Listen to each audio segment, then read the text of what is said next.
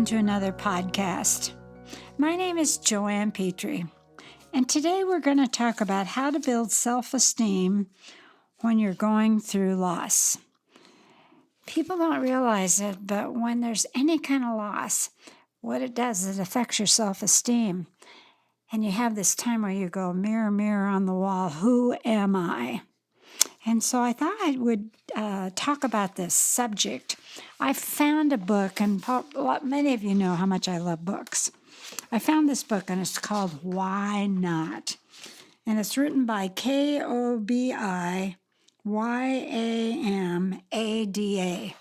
He has a series of books that he's written, and this one, I think, has a message, especially when we're taking a look at self-esteem. This is how it starts. This is it. This is your rare and wonderful life. It is the greatest gift you will ever receive. Everything you want and everything you dream of is waiting.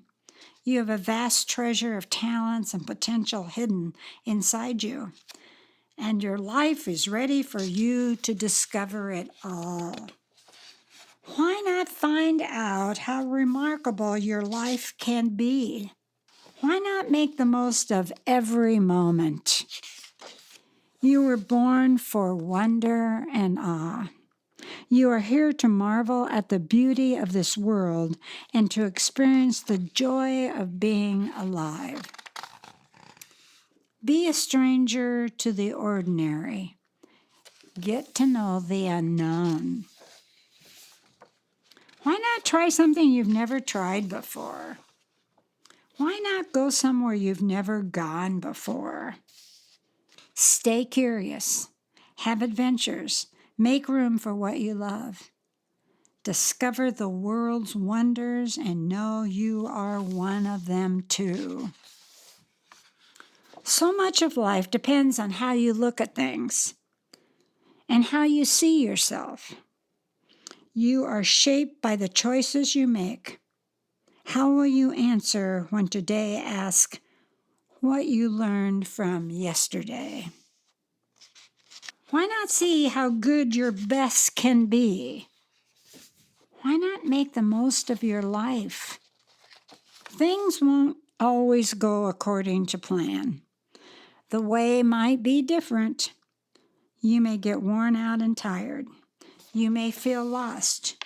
You might want to turn back. But know that every step moves you a little closer to where you want to go, if you have the courage to take it. Embrace it all, even the messy parts, especially the messy parts. And don't be fooled by fear. It has a way of shrinking possibilities and diminishing dreams. Isn't that true? Have faith. Keep going. You can be the difference. You're made of surprises and second chances. You are the hope of a brand new day. Even if the odds are 1,000,000 to 1, why not be the one? Don't wait for things to be great to be grateful. Pay attention is an act of love. Noticing is caring. Beauty is all around and in everything. It just needs you to recognize it. Why not look for the good in everyone and everything? Open your heart. Take it all in. This is your everywhere. This is your home. You are connected to everything, and everything is connected to you.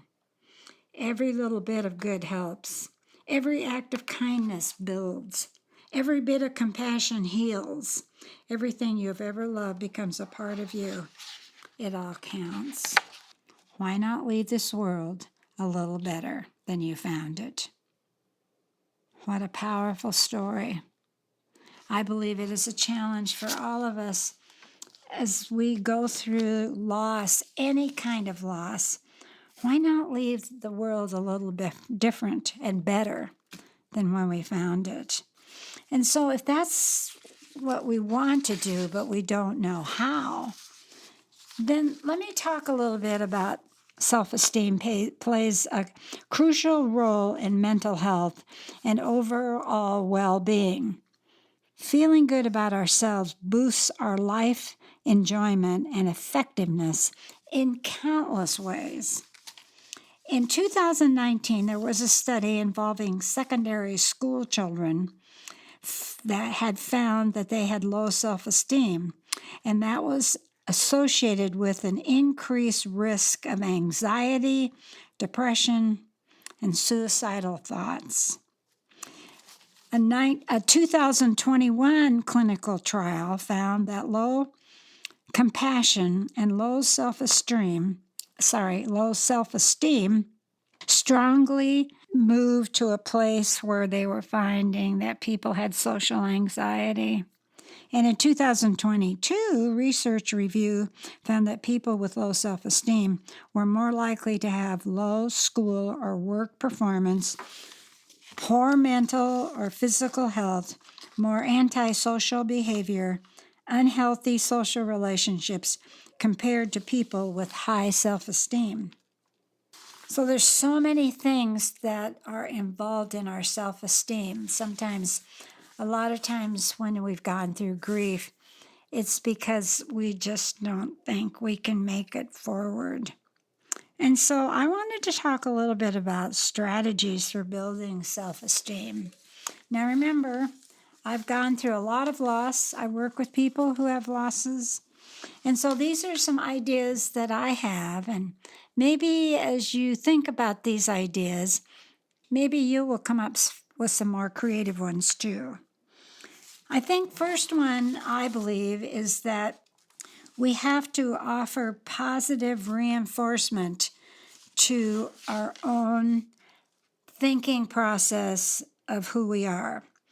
We have to regularly acknowledge your own strengths, your efforts of achievement, no matter how small. And I think we have to hear ourselves say, however we're working through it, I'm proud of you. You handled that situation well. That can counteract the negative self-talk that says, I'm not any good, I can't do this again. When I found that when we have to be specific in the praise that we give ourselves, makes it more impactful, especially when you're up doing something like a presentation, talking to someone else. I feel like it makes you more poised. The second thing I found is surround yourself with positive, affirming people. Find people who are supportive, positive, and uplifting. Get involved and attend social events and participate in community groups. Get involved in a grief support group. Even though there's people in a grief support group that are grieving, you will find that people in the class are looking for answers, wanting to look at their strengths, seeing how they can begin to move into a place that maybe they haven't been for a while. And so I think it's important to find people that are positive. And the third thing is acquiring new skills. That can provide personal growth and enhances self-esteem. Maybe set some attainable goals. Not something that's long-term, but a short-term goal, something that you think you could accomplish to avoid the feeling of failure. Now, for instance, I'm going to say acquiring a new skill. Maybe the skill is, getting rid of clutter. Maybe your house has gotten very cluttered and you think, okay, the new skill I'm going to have is I'm going to declutter. Or maybe a new skill is you're going to learn how to ride a bicycle because you've never ridden a bicycle. Or maybe you've decided a new skill might be to learn a foreign language. It doesn't matter what you choose to do. It matters that you choose to do something that you haven't done before to give you such a sense of accomplishment. And then I think it's important to listen actively. Listen closely without judgment. Allow people around you to share their feelings freely with you. And as you're going through learning about life again, it's important for all of us to show some empathy, nodding, providing affirmations, responses like, I understand, or that sounds really tough. Because somehow we have to have a safe place where we can share our thoughts, and I believe that will boost your confidence when somebody will listen to you. And number 5 is to challenge, as I said a little bit before, challenge your negative thoughts. It is interesting that we have an inner voice that aggressively seeks to remind us of our thoughts, failures, unfortunate experiences. We control the on and off switch for that voice. Sometimes we just have to say, you know what, I can't listen to that voice today. I'm going to reject it because we self-inflict verbal beatings, and we need to replace those with positive affirmations. Remember to think some things don't go as planned, but I've had many, many successes. And when we challenge our negative thoughts, I have learned to say some positive thoughts to myself. And I want to share some of them with you because these are things that have helped me move from that negative feeling where I'm not sure I'm going to make it through this process. And the self-talk is, I am alive. I will survive. I am healing. I am gentle with myself. And that's a big one. I am gentle with myself. My heart is slowly mending. I am stronger. I have the courage to grow. I am grateful for so much. My patience will outlive my pain. So if we challenge our negative thoughts with something positive, I believe that it helps us move away from that very dark cloud that seems to be settling over us, to say something positive, that we need to hear ourselves say it. I also have it typed up so that I can put it different places that I can see it when I think I'm going to start to be negative. You're not going to be surprised about the next one, and that's practicing gratitude. I'm always talking about counting your blessings because I simply believe that gratitude fosters positive optimism, which strengthens our hope. And it's so important in today's world to have this effective medicine for our soul, and that's gratitude. You know, we can start a list of things we can and should be thankful for. Even in our very lowest moments, it's helpful to shift our perspectives from negative to positive. And so counting your blessings are so important. Sometimes I believe that gratitude isn't a bowed head at dinner thanking God for the food. It's expressing the love to the people who grew it. It's not a sentimental sign when we salute a flag. It's remembering the sacrifice and commitment of others who gave up their lives so we could live ours. So in life, counting your blessings is the fact that we all experience pain and loss. Pain isn't graded on a curve. Pain hurts. It will either take us out or lead us forward. So let's let gratitude be your guide.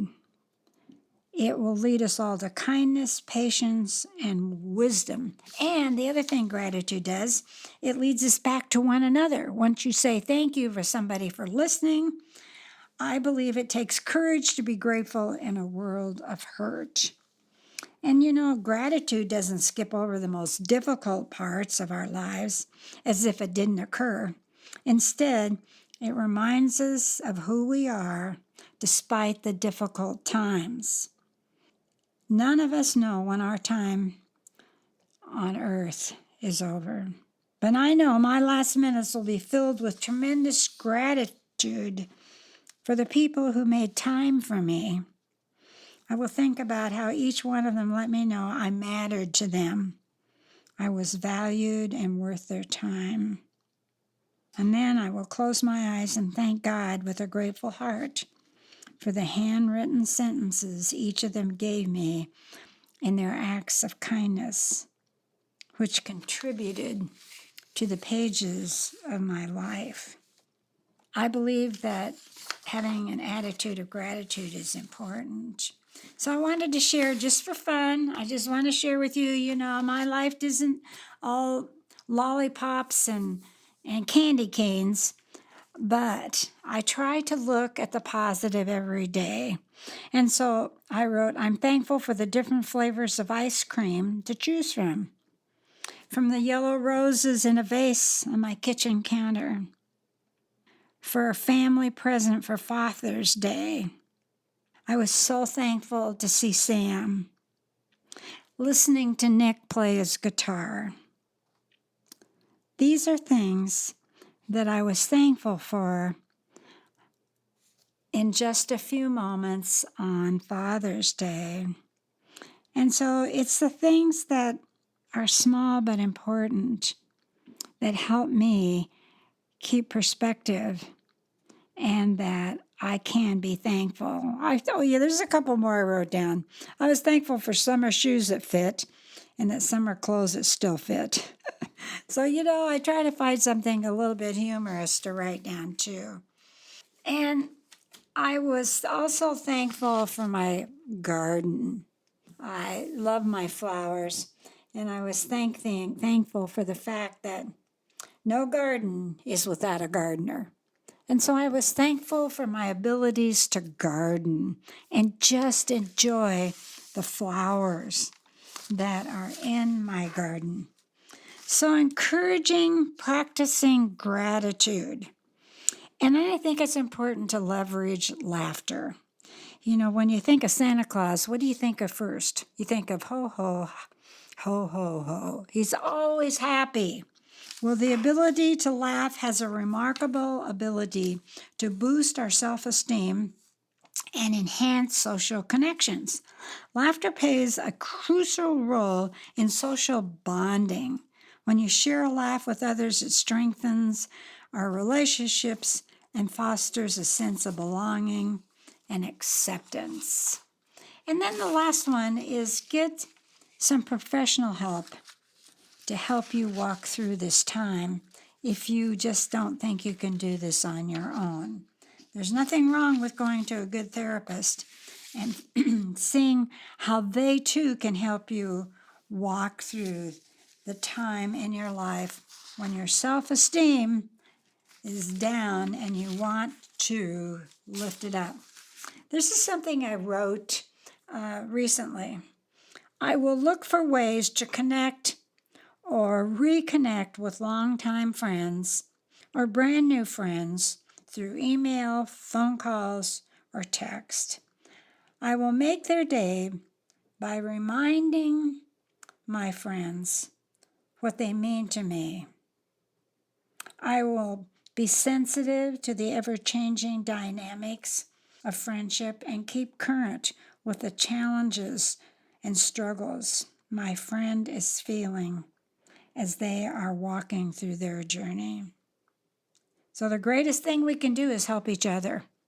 We can be honest when we find a group of people or one person that we can talk to and say, I really need you to help me. I want to get my self-esteem back up, and I need you as a friend to maybe walk with me.